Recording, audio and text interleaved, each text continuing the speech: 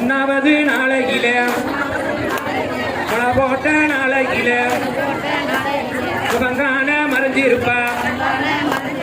ஒன்னா நாள் பார்க்கையில உள்ளே மறைஞ்சிருப்பா ரெண்டாம் நாள் பார்க்கையில லேசாக தெரிஞ்சிருப்பா மூணாம் நாள் பார்க்கையில